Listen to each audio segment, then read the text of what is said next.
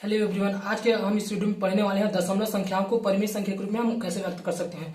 दोस्तों, मैंने आप लोगों को पीछे की वीडियो में बताया था कि हम किसी भी परिमेय संख्याओं का दशमलव निरूपण कैसे ज्ञात कर सकते हैं, और साथ में ये भी बताया था दोस्तों कि जो किसी भी परिमेय संख्याओं का किसी भी रचनाक्रम का दशमलव निरूपण दो प्रकार से होता है।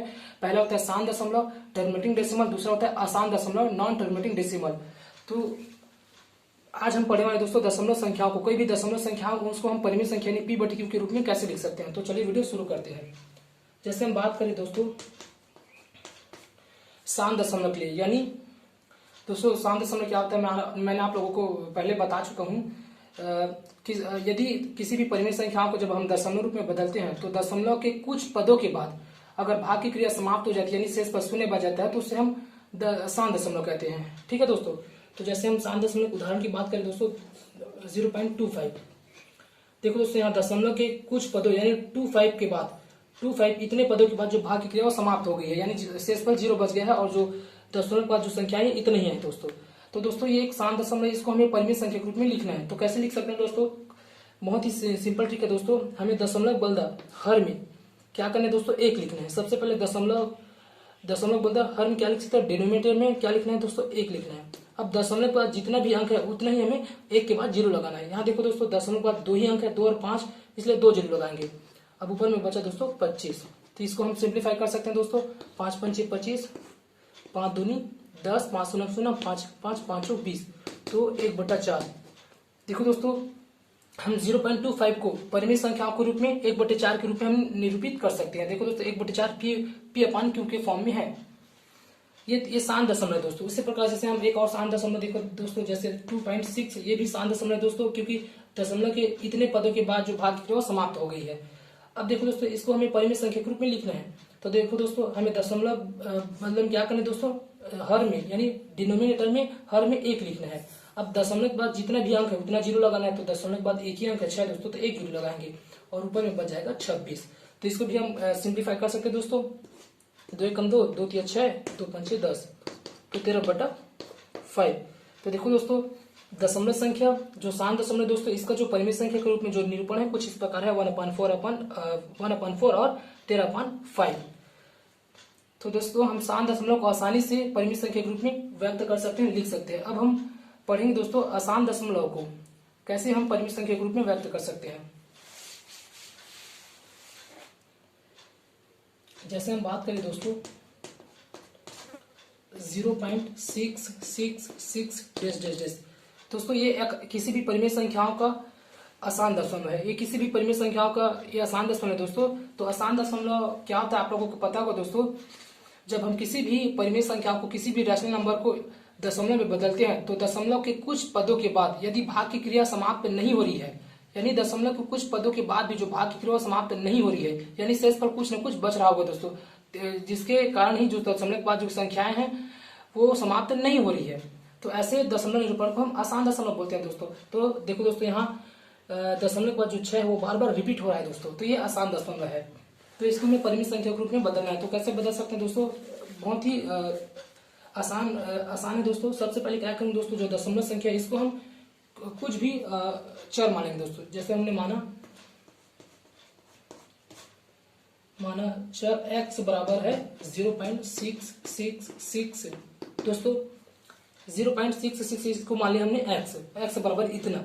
अब क्या करेंगे दोस्तों, देखो दोस्तों हम इसको एक और रूप में लिख सकते हैं दोस्तों। जैसे यहाँ 6 बार बार रिपीट हो रहा है दोस्तों, तो ये 6 को बार बार न लिखने के लिए हम इसको क्या लिख सकते हैं दोस्तों, यह हम लिख सकते हैं 0.6 की बार। देखो दोस्तों 6 के ऊपर जो रेखा है दोस्तों इसको हम बार बोलते हैं। इसका मतलब यह है कि जो 0 के बाद जो अंक है जो 6 वो बार बार रिपीट हो रहा है। ठीक है दोस्तों, यहाँ हम क्या कर सकते हैं, 0 के ऊपर एक बिंदु भी लगा सकते हैं दोस्तों। बिंदु का मतलब भी यही होता है कि जो 6 है वो बार बार रिपीट हो रहा है दोस्तों। तो इसको हम रेखा लगाते थे इसके ऊपर दोस्तों, ये इक्वेशन नंबर 1। ठीक है दोस्तों, अब क्या करेंगे दोस्तों, देखो तो जो 0.66 यानी दशमलव के केवल के बाद जो अंक है 6, केवल 6 ही है जो बार बार रिपीट हो रहा है। यहाँ एक ही अंक है जो बार बार रिपीट हो रहा है। अब हमें क्या करना है दोस्तों, इस 6 को दशमलव के आगे लाना है दोस्तों, यानी दशमलव के इस पार लाना है। तो क्या करेंगे दोस्तों, दोनों पक्ष में बायां पक्ष और दायां पक्ष दोनों में 10 का गुणा करेंगे। 10 गुणा इसलिए करेंगे दोस्तों क्योंकि हम एक दशमलव 1 लिखते हैं, तो अब दशमलव के बाद जो एक ही अंक है जो दोस्तों बार बार रिपीट हो रहा है, इसलिए हम एक के सामने एक ही जीरो लगाएंगे, यानी 10 का गुणा करेंगे दोस्तों। तो दोनों पक्षों में 10 का गुणा करने पर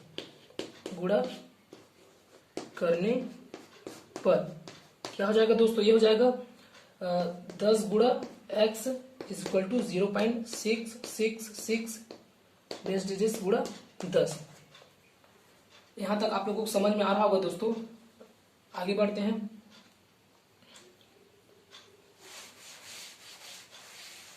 तो उसको गुणा करने पर क्या प्राप्त होगा दोस्तों, 10x is equal to 6.666 dash dash dash. इसको इक्वेशन नंबर 2 मानो दोस्तों। अब क्या करना है दोस्तों, जो इक्वेशन नंबर 1 है और इक्वेशन नंबर 2 इसमें हम क्या करना है दोस्तों, इक्वेशन नंबर 2 यानी समीकरण 2 में हमें एक को घटाना है। ठीक है दोस्तों, तो चलिए करते हैं।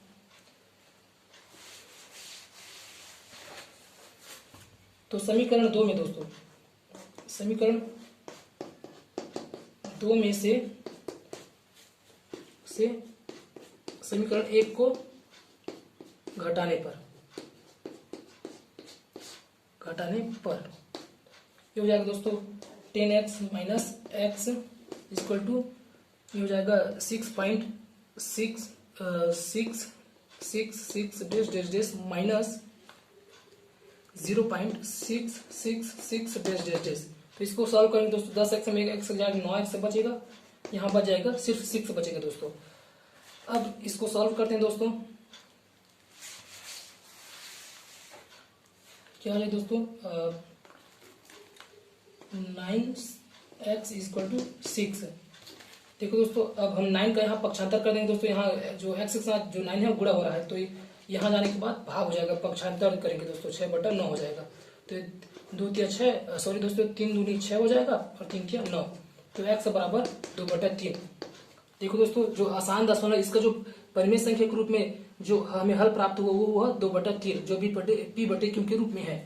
तो इस प्रकार हम आसान दशमलव को भी दोस्तों आसानी से परिमेय संख्या के रूप में व्यक्त कर सकते हैं। देखो दोस्तों, यहाँ पर जो दशमलव के बाद 6 जो एक ही अंक है जो बार बार रिपीट हो रहा है, इसलिए हम 10 से गुणा किए। अगर मान लो दशमलव के बाद 2 अंक होता जो बार बार रिपीट हो रहा होता तो हम 100 से गुणा करते।